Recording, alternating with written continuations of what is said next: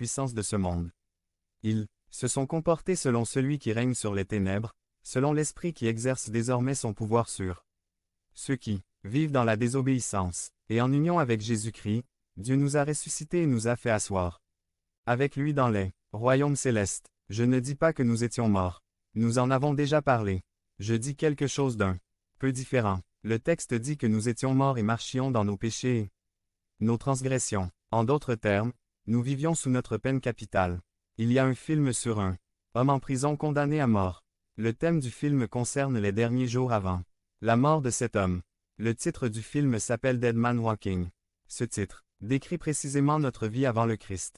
Nous étions des morts qui marchaient. Nous marchions vers notre exécution, vers notre châtiment éternel nous marchions morts. C'était notre identité. L'homme du film est mort. La peine d'exécution n'a pas été suspendue, même si son avocat s'est battu pour obtenir une possibilité de pardon. Le témoignage contre lui était grand et garantit sa certitude de mort. Notre mort a également été garantie par plusieurs témoignages. L'Écriture dit que nous avons marché dans nos transgressions et nos péchés, en suivant le cours de ce monde. Ensuite, le monde a témoigné contre nous. Nous vivions dans le péché comme d'autres l'ont fait depuis le début avec Adam et Ève.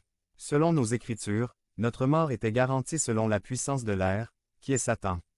Il connaît la loi, il sait ce que nous devons payer pour le péché et la transgression que nous avons commis, et il a donc témoigné contre nous afin que nous soyons exécutés. Le texte dit que l'esprit qui opère désormais chez les enfants de la désobéissance a également garanti notre mort. Nous désobéissions. Nous étions des enfants de désobéissance. Nous témoignions contre nous-mêmes pour garantir notre exécution. Notre identité était morte vivante. Nous marchions condamnés à la mort éternelle.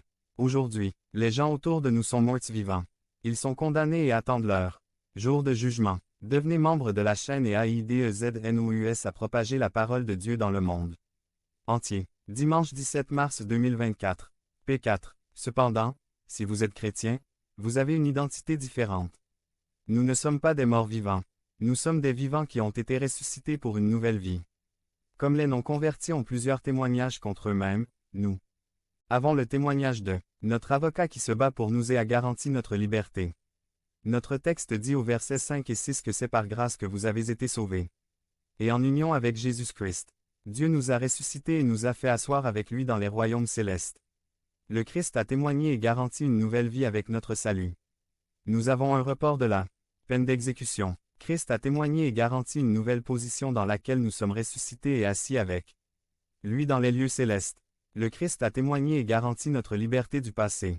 C'est notre nouvelle identité dont nous pouvons